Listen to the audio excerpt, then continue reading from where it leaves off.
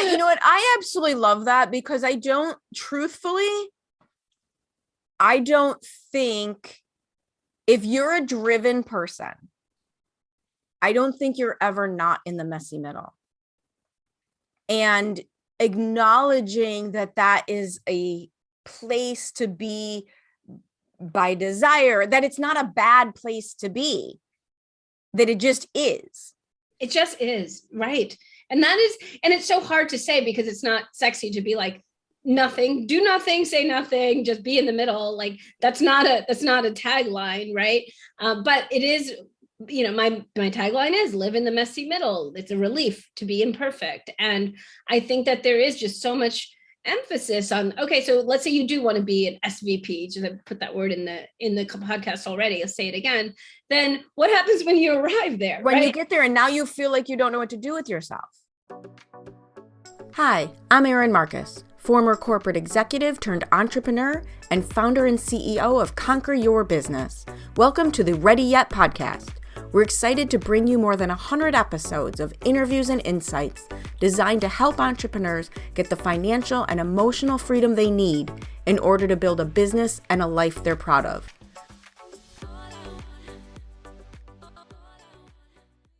All right. Hello, and welcome to this episode of the Ready Yet podcast. And I'm really excited because if you've been paying attention, I have had a couple of guests who were introduced to me by the most amazing Rochelle Kitchen, who I love dearly. And they have been some of the best conversations I had. I'm no pressure, but Rochelle was kind enough to introduce me to today's guest, Neelam Patel. And here's the thing that got me way into you right away is I freaking love the name of your book, Burning It Down, Dancing in the Rubble. Like, seriously, way to go, you. Yes. Love it. So before we get into our conversation of what exactly it is we're burning down that we can dance in, why don't you give everybody a little more formal introduction of who you are and what you do? Awesome. Well, first of all, thanks for having me. I love this space that you've created. My name is Neelam. Like Erin already told you, I am a poet, and I'm working on figuring out how to become an entrepreneur, which I suppose during this podcast, I should say I am an entrepreneur. Exactly. I was going to say, can we just own it? Yes. Yeah. Live coaching happening right now, ladies. There you go. I'm also a dancer and an actress and a playwright. And I started out working in tech for 20 plus years, and I burned that down. There's a so how does somebody, I'm just going to jump in and start asking questions because I know I'm buying into a stereotype by saying this, but how does somebody with such a clear creative embodiment end up in tech? And we know how you end up there because we all follow paths other people have laid out for us, but how did you stay there for so long? Yes. What an important question, because lately, now that I'm burning it down, the undoing is taking longer because I was there for so long. Yes. And I think there was just a lot of guilt. Okay. Are we getting real? We just get real. It doesn't do anybody. Blowing smoke up people's skirts and not telling them the truth doesn't help them make changes. So yeah. And so thank you. So, I didn't know the answer to this question. So had we had this podcast episodes recorded 3 months ago, I'd have a different answer. But recently I've gotten to a place where I've understood that I had a lifelong sense of not deserving happiness. And a lot of times if, you had just asked me, do you deserve? Yeah, I do, Right. Well, consciously, you didn't feel that way. That's great, right? We would never say that out loud from a conscious standpoint. Right. And I think that's a really important differentiation. When your body knows something, it doesn't have language because molecules can't speak, but your brain can. And so your brain is editing as you go. It's like, I believe I'm a good person. I believe. And so, so I think that that's what held me there for so long. That wasn't the reason why I quit. I wasn't like, oh, I'm a good person. I know I deserve happiness and I know I deserve better than a career in tech. No. I mean, I know people who are like killing it and good loving it, and so do you, Absolutely. Erin. But I knew that wasn't a fit. And my closest friends kept forgetting that I still worked in tech because I was, so expressive in the rest of my life. Yes. And eventually, I think too, it was exhausting doing both because they were both, time consuming, energy consuming, heart consuming, all the things. So I think what kept me there was was two parts. So one is like what I would have answered 3 months ago, right? And it's still true. It's not false, that I just had a sense of how I should be functioning, how I should be working, and what a responsible adult looks like. Yeah, and another quite frankly, another kind of thing that got exposed to was in like reflecting about myself was I didn't make great grades in undergrad because I was studying tech. And every time I took a class in lit, I like killed it. And people were trying to advocate for me to join the honors program. But I was like, no, I got to do tech. So I think there was the insecurity, like I got to prove myself because my grades were bad. Like there were so many things like I'm not done yet. And, and the next thing you know, it's 22 plus years later. And now I'm an SVP. What's going to be enough? And it just goes to show you what happens. And there's so many different versions of it, following an expected path. And it doesn't have to be an expected path from a place of harshness. It could just be what we're interpreting as expected, or in response to our parents telling us, not from a place of anything wrong, you need to have a good job. I mean, nobody sets out to hurt you with the concept of you need to have a good job, right? And yet we follow these should do this path because it doesn't really make sense to not. Right. You can't justify it to the people who are talking to you in these logical ways. And I think there's something deeper going on where if someone sees you and validates you and, sees you as, okay, engineer or whatever that is, right? But then as soon as you say artist and that person doesn't validate you as much because of their own things, again, it's all love, then you've just intrinsically kind of take a copy paste right, that. Like, oh wait, that I must be wrong. That must not be who I am. Right. We just energetically like take that in and swallow it. And now it's for us, not realizing that maybe there's a separation. So how did you make such a big change? Like my version is, it's not quite as drastic from an science to an artistic based life, but I had the corporate job. I had done it, right? I come from a blue collar family and I worked hard and I had the work ethic and I got promoted and I had a really, really good job that I left. I know why I left. Like what finally pushed you to make such a drastic, what probably looks like to others, a drastic change? Well, it feels like drastic too some days, but I think every single December would come and it would be like, towards the end of the year, this is the year I'm going to do it. And then I tell everyone by December, I will have just quit, or da da da da. And like before this last job, I had been unemployed for a long time and I let that go for longer, like on purpose, strategically, financially, all of that, and auditioned for things and just did stuff. And then, it was like, oh, I'm not comfortable. And I like, the pendulum might have swung too far. So this time I was like, I'm going to do this proactively. And every December would come. It was like the Sunday night blues. And then it was like, oh, not another. Was that a whole year? Was that a whole year? Was it? And I think there was a point where I thought, okay, it's going to happen. And I started taking baby steps. I always wanted to move to New York. So I got a 6-week short stay in New York just to start doing it. So then it felt to me like I had physically moved. So it felt to me like, oh, quitting is just around the corner. And it was, so it sort of was, I had to kind of trick myself, I think, in the end. I love that you say that. I always say that about doing cardio in the gym. I used to have to trick myself into doing it. I would buy books that I really wanted to read, but the rule was I only got to read them while I was on the bike at the gym. Right? Like I would have to trick myself into doing it. Yeah, it was so interesting, but it's something about that, right? Like, because then your mind puts your body on the treadmill or whatever. Right, exactly, And exactly. this like put me in New York that I could actually imagine it, like myself doing it. And maybe there is something to like the yoga teachers who say you have to see it, like believe it to see it to believe it. You have to do Right. both. And so just imagining it, putting your body into it, changed it a little bit for me. Nice. So how is it going?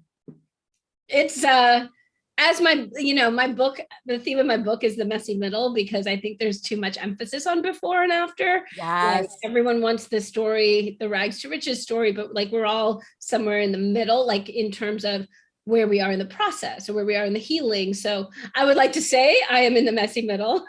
You know what? I absolutely love that, because truthfully, I don't think, if you're a driven person, I don't think you're ever not in the messy middle.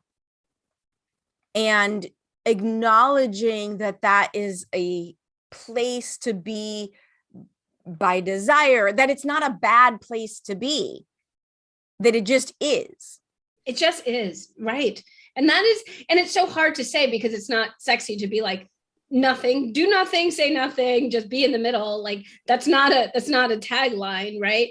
But it is, my tagline is live in the messy middle. It's a relief to be imperfect. And I think that there is just so much emphasis on, okay, so let's say you do want to be an SVP, just put that word in the podcast already, I'll say it again. Then what happens when you arrive there? When right? you get there and now you feel like you don't know what to do with yourself. Yeah. Or what if you're not there yet?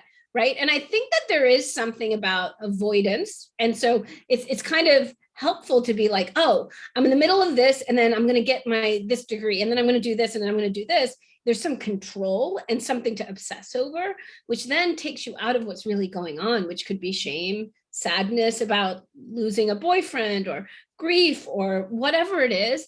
We're deciding to avoid. It sucks to feel sad, right? Like whatever it is we're trying to avoid, and yet it's the most beautiful thing that will get us to where we're going, to actually feel it, but we don't want to. So let's just make another goal. Let's just focus on what the next thing is. Right. And I won't be happy until, right? And then so what that does is it creates a structure that feels so right and smart. You can justify it to everybody. Right. Well, it won't work if it didn't make sense, right? Because you wouldn't follow along with the story that you're telling yourself. You can't trick yourself. This is a bad kind of tricking yourself.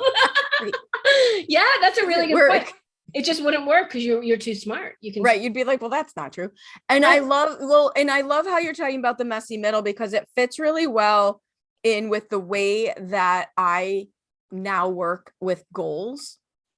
Because one of the things that I found was, like, I'm a big believer in you have to know where you're going in order to make the plan to get there. So you can't just go about doing random acts of business and hope to achieve something. It doesn't really work that way. You have to be pointed in a direction. However, so many people end up feeling like failures because of goals. Like, by definition, a goal is hard to achieve, period. Like, it's a definition of personal best, which means you had to work really, really hard and it was hard to achieve it.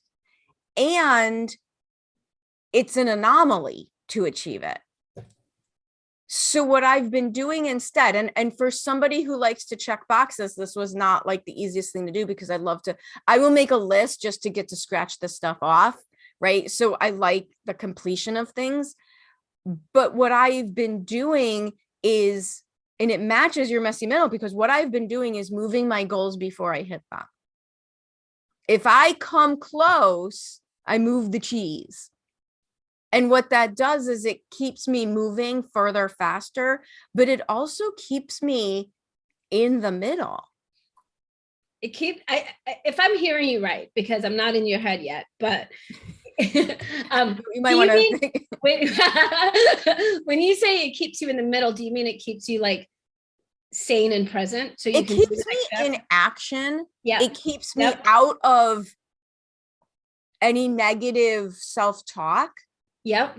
I don't feel like the failure that didn't reach the goal, because I know by definition I'll never reach the goal. I'm just using it as a tool to keep moving forward. and especially as an entrepreneur, we're making up goals, right? Oh my gosh, right? Yeah. Right. And so like we don't know what's going to come next if we try, like here's a perfect example. When I started out doing these pitches, so my business is to speak now in public, with including poetry, to create moments of connection that I think people are craving right now. And I can do that quickly. And so I'm pitching a lot of organizations to speak for them. And I was like, okay, 30 pitches a day, and then it's like, wait.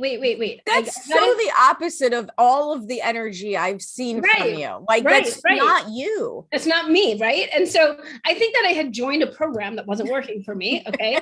So, and I already know, like, I've been in business for so many years. Like, I'm like, I know how to manage a project, right? But at the very, very beginning, when I was first like, oh my God, I had this insane goal. And I was like, but then I was like, wait, but I want to make my speaker page. Like, if I pitch someone, they're gonna have to go to some page, and my page is like crap right now. So I'm like, I gotta work on that today. And then if I was like 30 pitches a day, you didn't do it, I would be like, like failure. Loving what you're learning here and interested in more? Check out our free Facebook group and join us at Conquer Your Business Community to find even more tips and tools designed to help you get out of reaction mode and into conquering your own business.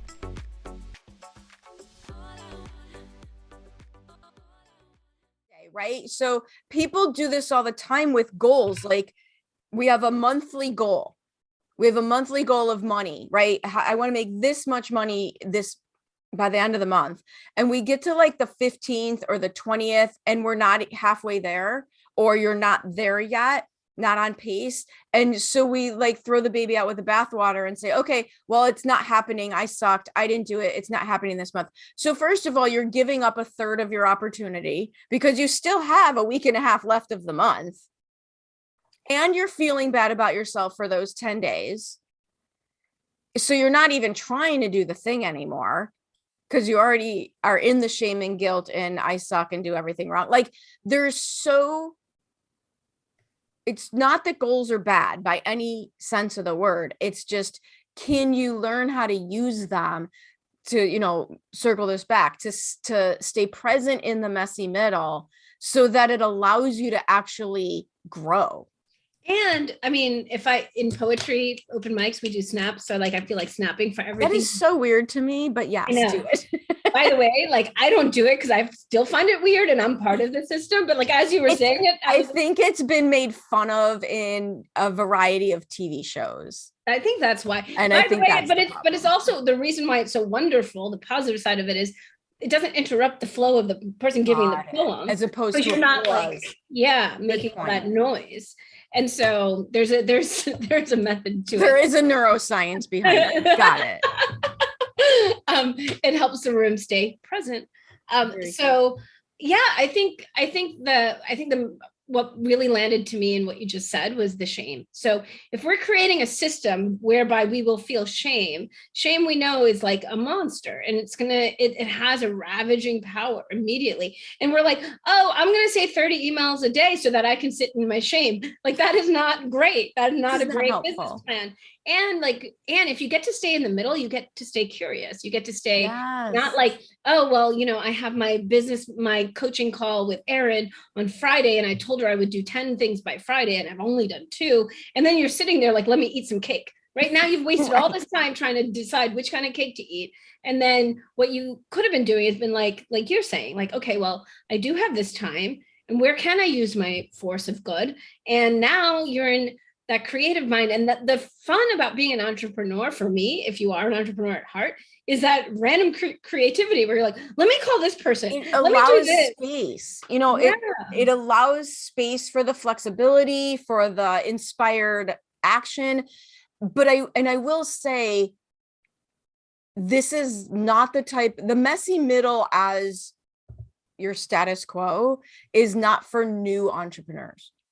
Because I think there's so much you need to learn about yourself. There's so much you need to learn about business. There's so much that is technical information that you need as a baseline so that you don't start saying, I need to do my speaker sheet instead of outreach. I'm just in the messy middle, right? There's a bit of a baseline you need to learn. And then the beauty is you get to play with this more and more and make it your own. I laugh because the thing that I've been saying so much lately is I am done doing anything I don't want to do. Like it's over. I'm not going to do anything I don't want to do. And there's a whole process that I use now for figuring out why don't I want to do the thing and what should happen. Mm-hmm. But the other there's half a way through. There's a way through is what I'm There's a way hearing. through. Like it's like I can also do the pitches. I can also do the and that's what I'm learning. Like I'm like, oh well, and sometimes I'm accidentally doing the work and not giving myself credit for it. I'm like, that was oh my gosh, yes. that was what you just emailed that person. That was a pitch. Like, oh yeah, that was a pitch. I'm doing this already, you know? Right. Because you're taught to find ways to make yourself wrong. Yeah, I think so. So that's where I'm at. I think I answered your question at the end of that long dialogue about the messy middle. Is where I am is at the beginning stages. I've landed a few gigs. Nice. And I decided, and this is not for everyone, but I decided to give away $2,000 worth of poetry. And so cool. I feel I've done that. And so now I'm ready to and it felt good to create something of value and give it. There was a friend running for office and she wanted a poem, and I wrote her a poem and a draft acceptance speech. And then for a big charity organization, which I haven't landed the performance yet, but I was going to their event, their big gala, and I decided to go ahead and spend 2 days, my time and energy as a donation, write a very moving poem, learn about their message, all of their, and this was just inspired action, right? No one said, do this, just made it up, go to the gala, and I don't know, I guess randomly, the first person I meet at the check-in was the HR of the national organization. And I tell her about this, and she said, send me an email, send me your poem. Maybe we can get you on the stage later this year. And so I made a connection, and that I think each of those was worth $1,000 worth of work. So well, and what you're talking about is inspired action versus action that comes from a negative place. There's a big difference between I'm giving away $1,000 worth of work because I don't feel I don't deserve to get paid for it, and I'm giving away $1,000 worth of work because technically what you did was marketing. Okay, yeah, I guess so. I'm like, no, I spent my heart on that. That was not right. It's marketing. It's cultivating relationships. Yeah, and it's practicing. Like I could write a poem in 2 days. I learned something, Yep. So that was cool. And knowing, I think learning how those different things feel in your body so that you can respond to them appropriately. Am I being driven by fear, or am I being driven by inspiration? That is beautiful. Yeah, because I think as you were speaking, what landed was that I could have done this, like, oh my God, I should write a poem for these people. Oh my God, like this. But that wasn't your energy of like, oh my God, I have to do this. Otherwise, I mean, I did have a lot of excitement. Let me tell you, I'm like, I'm going to do this. But it wasn't this thing of like, I better do this to land this. And then, wouldn't it be amazing to get their logo on my website? I do still think all those thoughts, but not in that way of I have to do it. Otherwise, what the point was? Right. You don't think that the alternative is failure. Right. This is not this is a quest of possibility rather than a quest of binary. If it lands, right. Like even now, right? I'm like, it's out there. I haven't landed the plane yet, right? But I made a really important contact, and we're in the middle of it, and I'm still very excited, and I don't feel like I'm going to jinx it by talking about it now before it lands, Right. Well, and also give before you get is not linear. You can give to person A and receive from person B, because give before you get is universal, not direct. That's interesting. Yeah. You gave out into the universe gives back. It might not, you might not land that, but you might land a different, this or something better, right? Right. But you're right. The energetics were so different than how I had been behaving before. And back to your point, I think it's worth restating for the listeners is knowing your value and saying, this is worth $1,000 and I'm giving it away versus what I had been doing before. Like I was literally giving my poems away before I even thought of this business. And people were like, I'm framing it. I'm putting it, we read it every year, like that. And I was like, oh, that's so cute. Like, oh my God. And then when I turned it into a business, I realized people are moved by it, touched by it. They recognize themselves in it. And that has value. now, yeah, I'm not just like, let me just hurry up and do this and see Right. what happens. So perfect segue. If somebody wants to get in touch with you, if they want to find more about the book, burning it down, dancing in the river, what is the best way to reach you? I would say my Instagram or my website. My Instagram is at Dance with Neelam, Neelam, Dance with Neelam, or my website, which is Tailored Poetry. So tailoredpoetry.com. Nice. Well, thank you for sharing so much of your story, because I do know a large part of my audience is in a messy middle. If they're not, they should be, or they feel like they're at the beginning stages and they're questioning everything. And I think it helps to realize that that is the process. You're not doing anything wrong. Questioning everything and figuring it out actually is, what do they say? The best self-help journey is becoming an entrepreneur. That is so well stated. That is right. You're exactly where you're supposed to be. And if there's something you can't figure out, that's the gift. You get to figure it out. You get to figure it out. Absolutely. Thank you so much for sharing all your time and your story with me. Thank you. This was so fun.